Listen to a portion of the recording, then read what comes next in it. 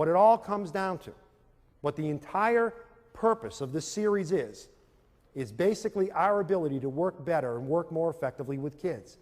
And whenever anybody comes to a workshop like this, somewhere in the beginning, middle, or end of the workshop, the speaker says, you've got to work on the child's self-esteem. How do you do that?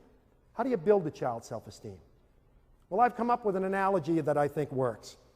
In order to build a child's self-esteem and work on a child's self-esteem, I would ask you to think of self-esteem as being poker chips.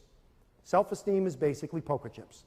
If you've got a good self-esteem, a strong self-esteem, you've got a lot of poker chips. And if you've got a poor self-esteem, a low self-esteem, you don't have many poker chips. Simple as that. Let's talk about two children who go to the school that your child goes to. These two children go to every school in the country. One child is named Joe Cool.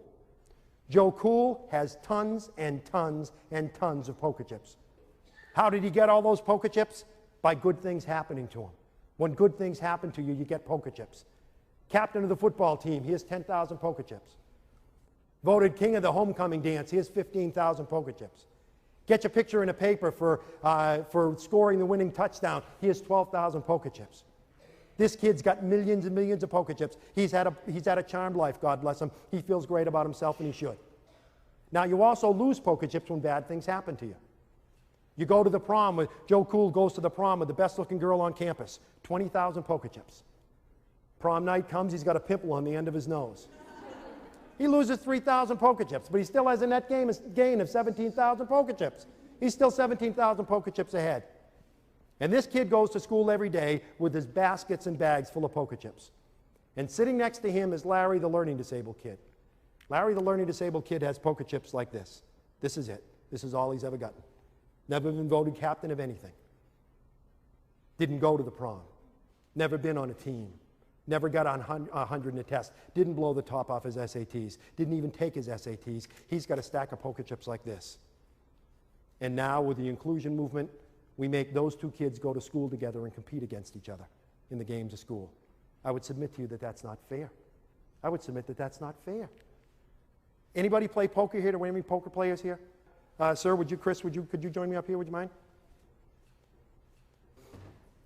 Suppose, Chris, I were to ask you if you wanted to play poker. And I said, Chris, here's basically the deal. You're going to have this many poker chips, okay? I'm going to have, here you go, I'm going to have all the poker chips in the Western world. I have basically 10 million poker chips back there. I'm going to play poker against you. What would be your first response? Would you want to play? I don't think so. Okay, his first response would be, I don't want to play. What do we think the learning disabled kid is saying to us when he says, I don't want to go to school today, Ma? Don't make me go. I got one of those stomach aches again, Ma. Don't make me go. Please don't make me go to school today. What's he saying to you? He's saying, I don't have enough chips to get in the game. I don't have enough chips. Don't make me play this game. But we say to him, you got to play. The law says you've got to play. You've got to go to school. So I say to you, Chris, you've got to play poker with me. You're going to have that many chips, and I have bundles and bundles of chips back there. How would you play, Chris? Would you play conservatively, or would you play recklessly? Probably reckless. Probably recklessly. He would be one of those that would say, I'll bet the whole thing. I don't care. That's what the learning disabled kid that's what the learning disabled kid says when he says, sure, I can walk along the edge of that building. Sure, I can try dope. Sure, I can join a group, a gang. Sure, I can do that. In other words, I'm just going to be spontaneous and do anything. I'm just going to bet the whole thing. I don't care. I'll just bet the whole thing. Would any of you play conservatively? Yeah, some people are saying, I play conservatively. I just bet one chip at a time. That's what the kid with a learning disability is saying to you when he says, no, I don't want to ask anybody to the dance. Don't ask me to, Ma. I don't want to put anything in the science fair. I don't want to go to summer school. I'm going to take the chips that I've got, and I'm going to hold on tight to those, and I'm not going to let these go. And in school, we make these two kids play the game of school against each other, and I would submit to you that that's not fair. So in class, the first day, we're in class one day, and the teacher says, who was the president of the United States during the Civil War? And Joe Cool's sitting there, and he's saying, I think it was Calvin Coolidge, but I'm not sure. Well, what the heck? I've got 10 million poker chips. If I get this answer wrong, it's only going to cost me 5. Was it Calvin Coolidge? Teacher says, no. Larry, the learning disabled kid, is sitting there, and he's looking at this little stack of poker chips. He's got 25 poker chips to his name.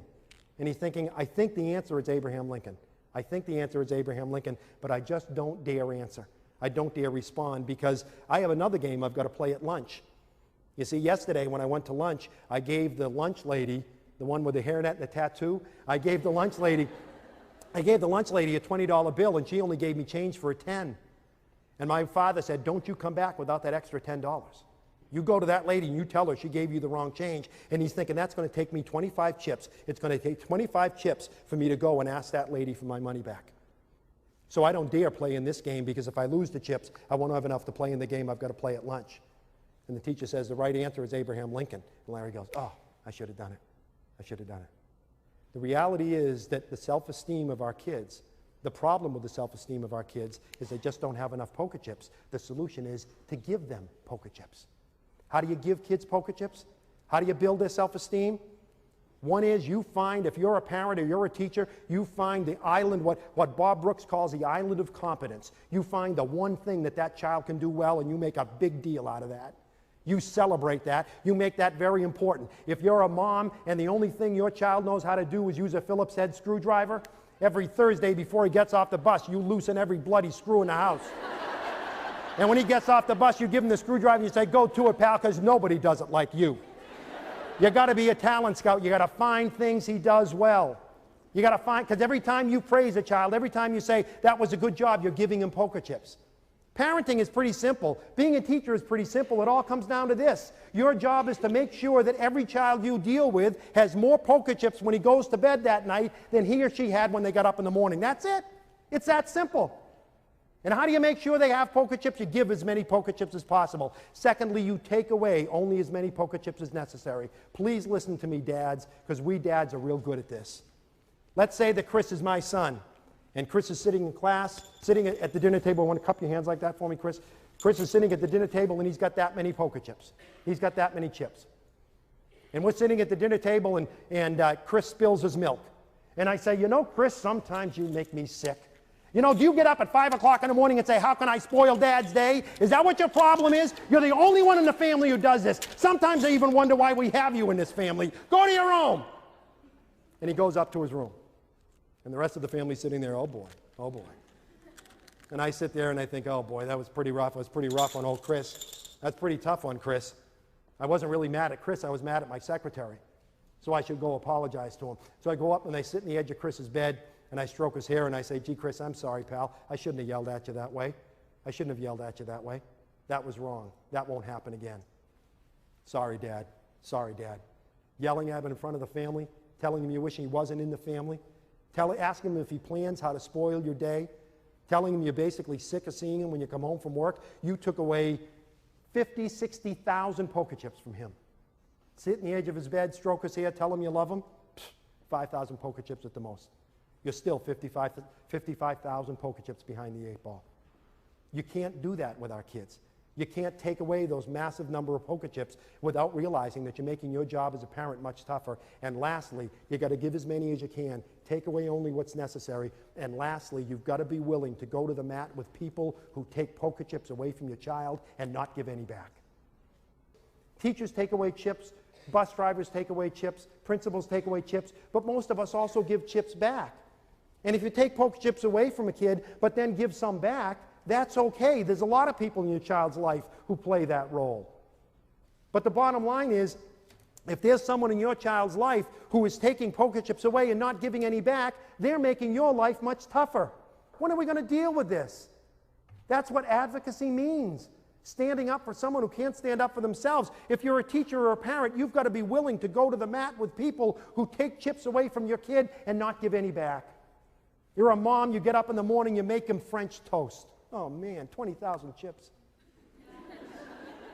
You lay out his favorite clothes, a Beavis and Butthead t-shirt that he loves and you hate, 15,000 chips.